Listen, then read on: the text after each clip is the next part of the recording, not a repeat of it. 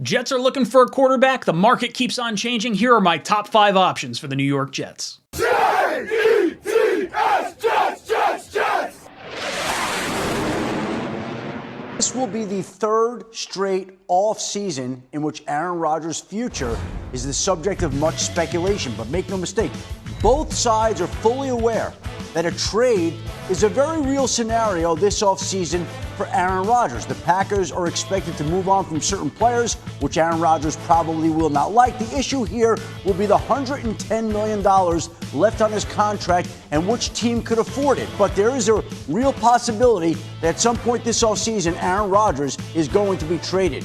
Meanwhile, Tom Brady's taking his time to make a decision. No one knows exactly what he's going to do yet, but also after last offseason when word leaked about his retirement, his circle is tightened as to what he will and won't do this offseason. If he does play, there will be personal and professional considerations to take into account. Tom Brady is expected to want to play for a winning franchise if he does decide to continue moving forward. As for Derek Carr, he is expected to be traded at some point this offseason, and as usual with quarterbacks, the demand exceeds the supply. The entire NFC South is expected to be in the market for a new quarterback. The Jets, the Commanders, the Colts, the Texans. There are so many teams that need quarterbacks, which elevates the value of Carr. And that is why at some point this offseason, earlier rather than later, he is expected to be traded. Who generated more talk about his future than Lamar Jackson? Because he's only 26 years old, because he enters this offseason without a contract. Now, the Ravens can franchise tag him exclusively for $45 million. That's a big number, certainly during the February to March window. But GM Eric DeCosta said he's sure that they can get a deal done. These things take time. He said they will act with Lamar's urgency because Lamar represents himself. Is Lamar that urgent? You know, he was asked, DeCosta was, would you entertain trade offers at any point if you're not reaching a deal? He said, we're not going to talk about that at this point. Welcome to Jets Talk. My name's Ryan. I'll be your pilot. If you're new here, hit that subscribe button. If you've been here before, welcome back. I love having you here. Boys and girls, we just heard Adam Schefter and Chris Mortensen talk about the latest developments for the quarterback market in the NFL this offseason. And I want to give you guys my thoughts on that whole video, as well as each of my top 5 rankings for quarterback, because it's ever evolving and there's all these little nuances that come in and where could things potentially shake out. So let's jump right into it. My number 5 option for the New York Jets is, a little weird. And I know it's not where I think they're going to go. This is a solution for me that is like not necessarily a great solution, but it's like the best I could sort of come up with. In the 5th spot, I could not put Tom Brady in there. I would like Gardner Minshew as our quarterback, like worst case scenario. Let's say there's a situation where you don't get any of those big name quarterbacks and you're looking like you're bringing back Zach Wilson for next year. And, maybe you decide you want to retain Mike White. Well, if you have to add one more quarterback to the mix and it's not one of the more established guys on the market, I think Gardner Minshew is the one for me. He's not going to cost you a whole lot. He's a free agent. Obviously, we brought in a few of the Eagles coaches to, into interviews for our offensive coordinator position. If there's a situation where, maybe you bring in one of them, Gardner Minshew could help facilitate the learning of that offense in a year that seems like it's a back against the wall year for Robert Saleh and Joe Douglas. So the offensive coordinator coming in will want to teach that offense as quickly as possible. And I think Gardner Minshew provides some really interesting insight here. He's 8-6 as a starter, so not very good. Like I said, he is going to be a free agent. He's 6'1", 225 pounds. He's only 27 years old. He's just coming off his rookie contract. In those 4 years, he has 62.8% completion percentage, 6,632 yards, 46 touchdowns, and 15 interceptions. So you're talking a 3-to-1 touchdown to interception ratio. This is not something the Jets have seen in a very, very, very long time, probably dating back to the Pennington years, if I had to guess. As a starter with the Jaguars, he was averaging about 276 yards per game. With the Eagles, it was 275. This is in games that he started, not games that he came in or was active for but didn't actually play in. So these are as a starter, pretty solid numbers. 276 and 275 yards per game is pretty impressive considering where the Jets were kind of hanging. I mean, we beat Buffalo on a beautiful day without Breece Hall and AVT, with Zach Wilson throwing 150 yards and a touchdown. So For me, Gardner Minshew is an upgrade. It's definitely a riskier shot, I think. And I don't particularly see this as a very high option for either Saleh or Douglas because of the uncertainty that Minshew is. There's a reason he's kind of been a backup to this point in his career, but it's not entirely all on him. Now, his offensive line ranks over the last 4 years into his career, his 2 years with the Jaguars, 26th offensive line rank, 22nd offensive line rank. Now, the last 2 years with the Eagles, while he was a backup for Jalen Hurts, they had the 4th and 2nd ranked offensive lines. He was traded to Philly after the Jags selected Trevor Lawrence. So obviously, if you're drafting Trevor Lawrence, you're not holding on to your backup quarterback. You want to give him an opportunity to maybe start elsewhere. So for me, I don't see Gardner Minshew's exit from Jacksonville as a big negative for me. Him getting moved over to Philadelphia, they wanted to try and push Jalen Hurts to see if he could be the quarterback of the future, and all he has done is play at an MVP caliber level. So Gardner Minshew was moved on from for a generational quarterback, was stuck behind an MVP caliber quarterback, and is now hitting the free agent market. This is going to be the cheapest option with the most explosive upside. I shouldn't say explosive upside, but with the highest upside for the return that you're going with, because you're going to have to pay Quinnen Williams and some other options. Maybe this is a situation where it's kind of, throw a bunch of stuff at the wall and see what sticks. Interesting situation. So Gardner Minshew, number 5 on my list. Up at number 4, this is one that we were connected to all season long. We talked about it a little bit when Zach Wilson initially got hurt in the preseason, and that is Jimmy Garoppolo. Number 4 on my list. We actually just found out he may be available for the NFC Championship game, but more likely the Super Bowl if the 49ers progress that far. Now, if Brock Purdy takes the 49ers to the NFC Championship game or the Super Bowl, he will be starting. Jimmy Garoppolo would be the emergency backup quarterback. There's no way you put in Jimmy Garoppolo unless Purdy completely poops the bed. not a good look, I think. But Jimmy Garoppolo, he's going to be a free agent. His contract voids. He renegotiated his contract back in August to allow him to stay on the 49ers for one additional season. So he's going to hit the open market. He is 40-17 as a starter. He's probably, I gave him 3 money signs as far as how much he's going to cost, because he is going to be in demand as a free agent. A lot of teams are going to be looking for quarterbacks. You heard Adam Schefter say the entire NFC East is looking for a quarterback. So Jimmy Garoppolo, I look at him, maybe he wants to go play with Vrabel in Tennessee. He knows him from his time in New England. Maybe he wants to go to Vegas, play with Josh McDaniels. Maybe he wants to come to the Jets, link back up with Robert Saleh. Now, obviously, we don't have LaFleur anymore, so that felt a little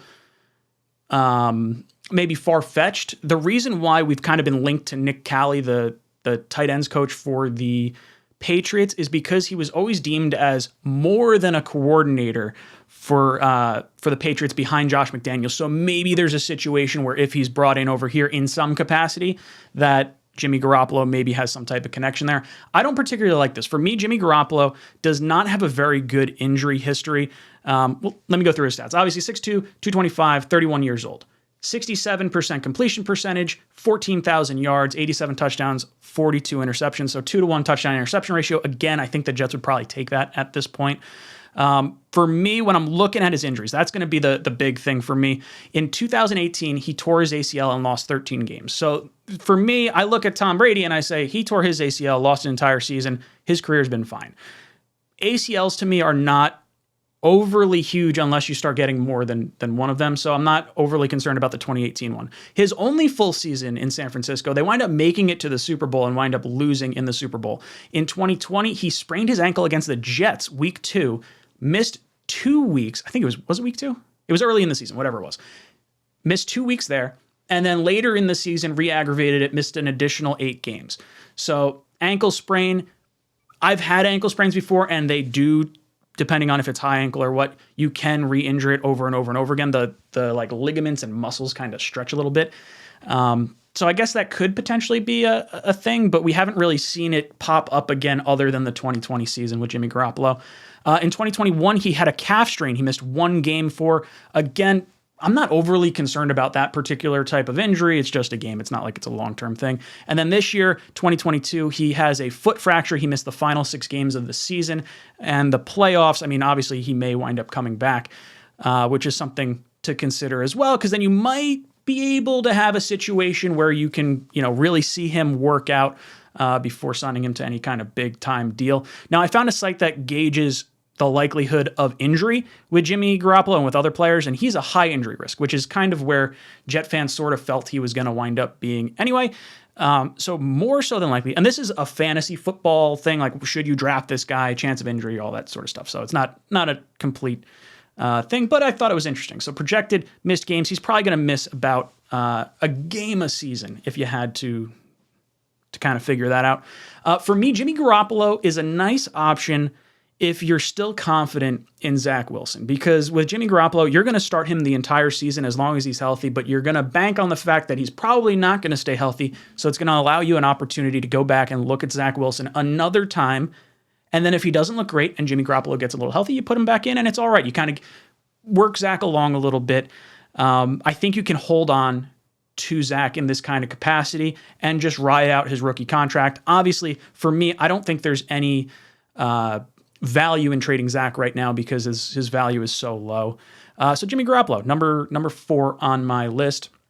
Number 3 on my list, this is where things start to get exciting because Jimmy Garoppolo is not like overly exciting for me, but it's someone I would think we'd have a really strong shot at getting to the playoffs and further with. But these next 3 are considered probably more so in that Super Bowl rung. The first one we're going to talk about is Lamar Jackson. He's number 3 on my list. Obviously, you're going to have to trade for him. It's a massive deal that would have to be worked out. He's going to have a record-setting contract. He's the most expensive option on this list. He's 45-16 as a starter. His career stats, 63.7% completion percentage, 12,000 yards, 101 touchdowns, 38 interceptions. On the ground in his career, he has 727 rush attempts, 4,400 yards on the ground. That's over 6 yards per attempt, so that is just absolutely silly. 24 rushing touchdowns, 42 fumbles.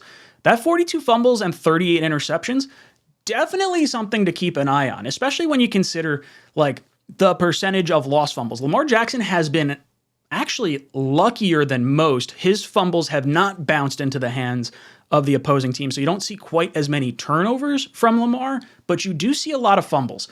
And for me, Lamar Jackson is the Hail Mary, like the other stuff didn't work out. We have to mortgage our future. You got to give up all the picks. You got to give up all the money.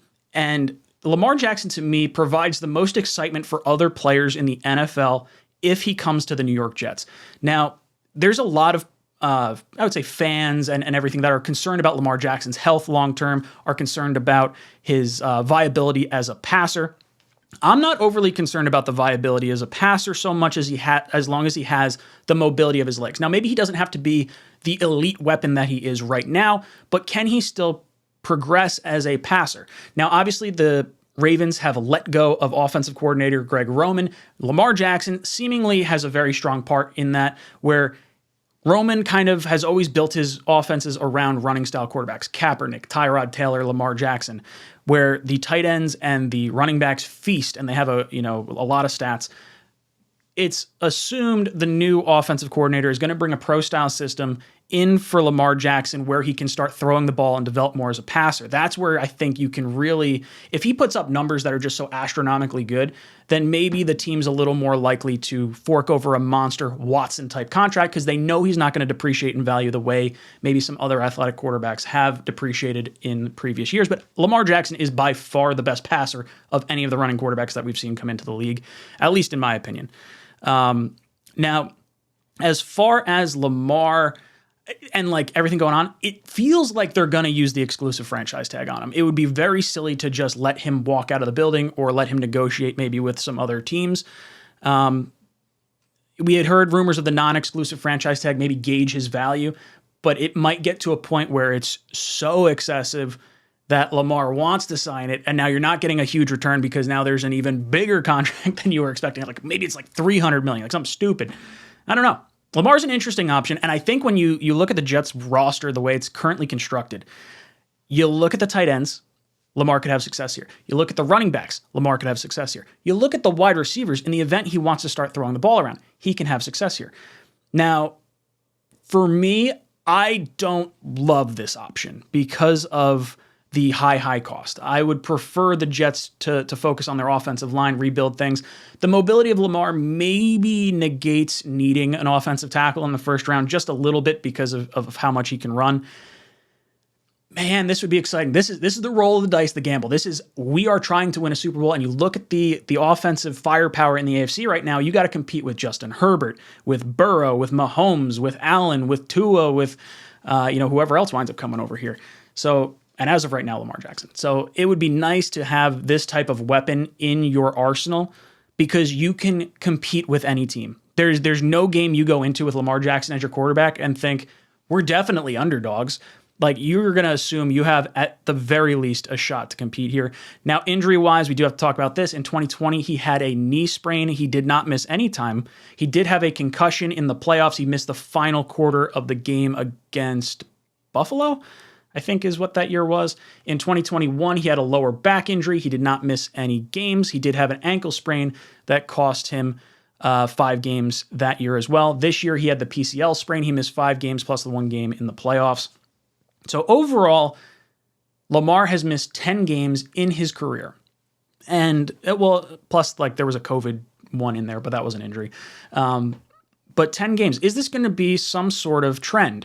Is his play style indicative of getting hurt? Well, the 2 times that he's missed games, last year and this year, he was hurt in the pocket. It wasn't him running around, getting hit by a linebacker or something like that while he's scampering, for a first down. This was a play made in the pocket. So for me, while it's a concern, it's less so of a concern because Lamar Jackson tends to slide and tends to kind of get himself out of harm's way more so than not. And that same site that I looked up, Jimmy Garoppolo, has Lamar Jackson as a very low risk. Now, again, this was prior to the 2022 season, so maybe that will be reevaluated for next year's fantasy season because he did miss the 5 games at the end of this year. But Lamar Jackson, absolutely a scary weapon, someone that I think would attract a lot of free agents, something that could really provide a huge spark for the New York Jets, could create offense when maybe you're unable to generate offense because your offensive line. This guy's just scary good. All right, number 2 on my list, this one's going to be Aaron Rodgers. This is, more so because of the timeline that he's going to have. You're still going to have to trade for him because he is under contract. He's got the massive deal, but I don't believe it's prohibitive to the point where the Jets couldn't do it. From my understanding, the contract, if you accept his option, drops his cap hit this year to $15 million. So I think you're okay in that sort of respect. It may have to be a situation where it's, we are going to trade Aaron Rodgers, but it's not going to become official until, maybe after that June 1st deadline when it's a little more cap feasible for the Packers. But you want to know at least that Green Bay is trading him and moving on from him. And now you heard Adam Schefter mention earlier, both sides are aware that there's going to be some trade talks, and there's a very likely situation that could be the case. It could follow the same situation of a Brett Favre. In that case where you're trying to trade for him, what is it going to cost you? I'm hoping it's a conditional 2024 pick based on performance for this year. So if Aaron Rodgers says, hey, the floor for this pick, it's a 3rd round pick. If he makes the playoffs, it's a 2nd round pick. If he wins the Super Bowl or goes to the Super Bowl, it's a 1st round pick. I think that's a trade anyone would do, full stop, no questions asked. I think as far as how much it's going to cost to trade will depend on maybe Aaron Rodgers to an extent. I don't know how much leverage he has with his contract in forcing a particular situation for where he'd want to go. You heard them mention, there's going to be some players that Rodgers wants to keep that cannot be retained by Green Bay. Now, moving on from him, they're probably going to move on from Bakhtiari, their left tackle. He's like 31 years old, is due like a $28 million cap hit. So realistically, you could bring him into New York, sort of fix or patch your offensive line situation and kind of punt it a year down the road if you bring in someone like Rodgers. And then maybe you wind up solving a receiver. If you're cutting Corey Davis and you want to bring in a big receiver like a 6'5" Allen Lazard, that seems pretty attractive as well. And now maybe you're moving on from Berrios and you want to bring in a Cobb because Aaron Rodgers wants to do that. A receiving core of Garrett Wilson, Elijah Moore, Allen Lazard, Denzel Mims, Cobb, and like a kick returner. I can get down with that. I think the benefit of an Aaron Rodgers is the 1 year kind of trial period. You get to go back to Zach next year and see what you have in him if you're confident in him. if he decides he wants to play next year, maybe you just decide to sit Zach on the bench and, roll with Aaron Rodgers, and then you get a new quarterback in 2025. It kind of depends on what Rodgers' timeline is, but the Jets would have an option to get out of his current deal after the season. So I don't think it's that much of a dead cap hit, but he would wind up hitting the open market. You wouldn't be trading for him at that point. His numbers are insane. He's got like a 4-to-1 touchdown interception ratio, a zillion yards. Everyone knows the story of Aaron Rodgers. Career note-wise, he has played in every game the last 5 years. He won league MVP in 2020 and 2021, and he doesn't want to be a part of a rebuild. This could definitely be that one-year rental that I was just talking about. And as far as injuries go, it seems like he's a medium injury risk is what they're kind of looking at, which I don't know how they gauge that based on how he played and how he looked the last 5 years, considering he didn't miss any games. So I'm not concerned with Rodgers missing any time. I think he's been pretty healthy. Zach idolizes the kid. Namath has said he'll waive the number 12, so he's allowed to wear it on the field and not have to switch numbers. Now, Rodgers did wear number 8 in college, so maybe there's a situation where he honors Namath and says, I'll wear number 8 instead. I don't know. This is an interesting situation for me, and I think could provide the fastest path to a Super Bowl, the same way that Tom Brady created the fastest path to a Super Bowl for Tampa Bay. And then you still get to move on from it. But we're kind of seeing Tampa Bay in that weird sort of situation where it's like, okay, Tom Brady's gone now. What do we do? Which is a nicer thing to have. It'd be nice to have a Super Bowl ring and then have to worry about that, as opposed to having to worry about that every single year for 50 years and not get a Super Bowl. So Aaron Rodgers, number 2 on my list. I think he makes a ton of sense for this team, and the relationship between Matt LaFleur and Robert Saleh could help facilitate a little bit more trade negotiations. I think you could have a little bit more insight into that whole situation. I think that's why the Jets brought in Nathaniel Hackett as well, to get some information from him, see if we should bring him in, why Aaron Rodgers did not follow him to Denver. It's going to be interesting to kind of see what happens on that Aaron Rodgers front, but it sounds like we're going to know relatively soon on this one. The next one I want to talk about, my number 1, this is Derek Carr. This should be every Jet fan's number 1 option, and this guy has just been so stable. The reason Carr is my number 1 choice, hands down, the guy has had 4 different head coaches. He has moved to 2 different cities. Remember, Oakland, Vegas, there is a stress that gets put on you by having to change cities. So for me, I have seen reliable quarterback play. I mean, Carr basically averages the Jets' career single-season passing records every single year he's in the league. So with quarterback changes, with a move in city, I have faith that Derek Carr is going to be able to duplicate those results in a situation where, even if you had to trade for him, like I've been saying, you're going to be able to get him as a free agent because the Raiders are not going to exercise his option on February 15th, and they're going to have to cut him. But it seems, according to Schefter, that this is going to be a trade situation, not so much a free agent situation. So the Raiders are going to have to try and get something for Carr. But for me, if I'm looking at Lamar Jackson, the price scares me. He's had 1 head coach. Can you expect the same kind of success if he moves cities, moves teams, and has to rebuild all those relationships with all the players? As far as like other guys, Russell Wilson, Deshaun Watson, they get traded for massive hauls, have underwhelming first years in their careers at their new cities. Can they rebound? I don't know if we have enough information based on what we've seen this past year to know if that's going to be the case. You'd be banking on Lamar and his athletic upside just working out. With Carr, you can at least be pretty confident. Now, I have him down as a free agent. This could be a trade based on the stuff we've kind of been hearing from Schefter earlier today. The cost, I probably should increase this dollar amount because if you're going to have to trade, that would imply that you're going to have to pay a little bit more. Now, Schefter says the entire NFC South is looking for a quarterback, and Derek Carr getting shifted to the NFC would make a lot of sense. Now, Derek Carr has a no trade clause. I've harped on that a lot.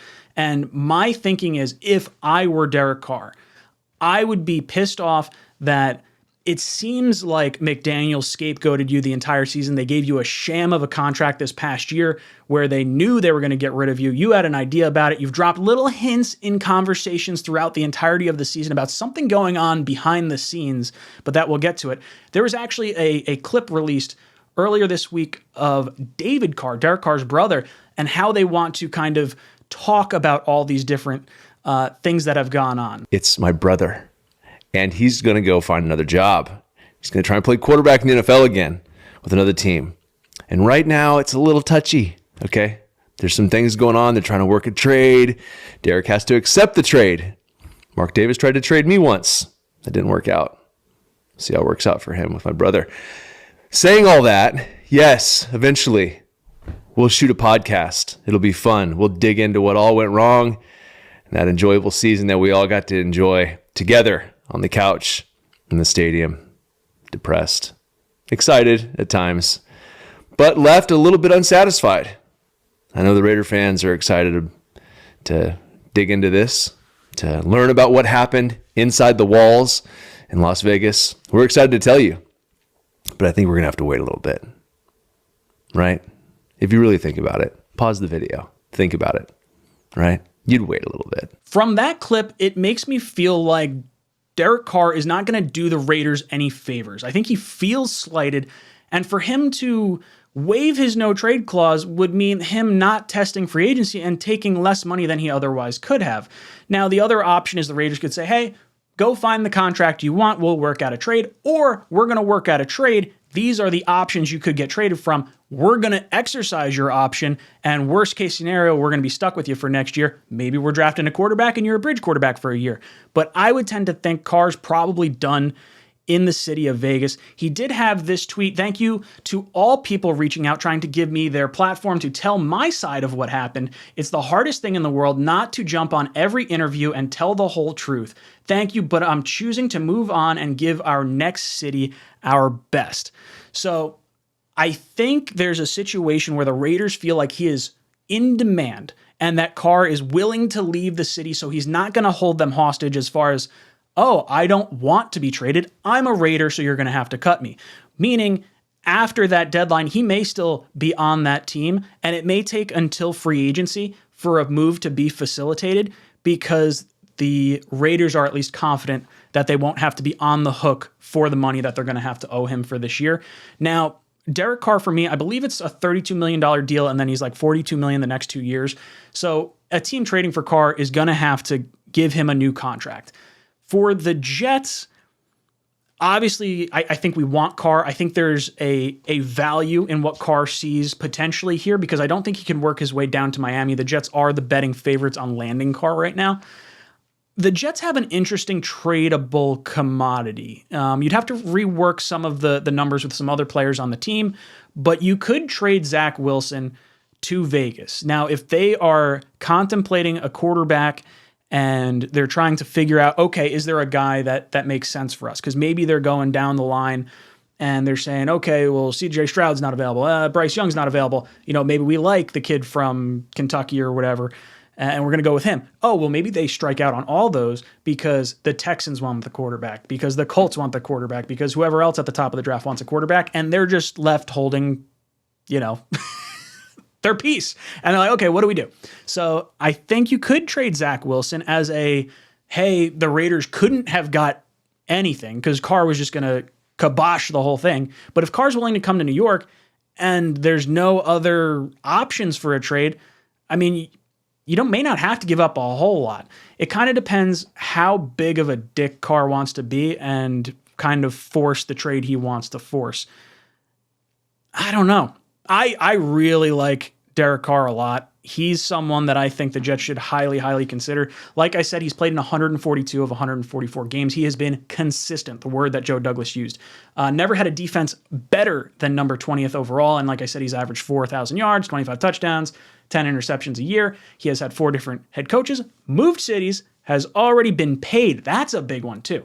From all the quarterbacks that are on this list, Rodgers and Carr have both gotten paid. There is more likelihood that they're willing to chase rings, not money, as opposed to someone like maybe a Jimmy Garoppolo or a Lamar Jackson who might be trying to get the biggest contract they can possibly get. And then there's also some fans that think Carr was scapegoated because of everything that sort of went on out in Vegas this past year. So guys, I want to hear your thoughts on the top options for the New York Jets. Who do you think the Jets should target? Who do you think will be the most realistic target for the Jets to get? Who do you want to be wearing green and white next year? Let me know in the comment section down below. And as always, Go Jets.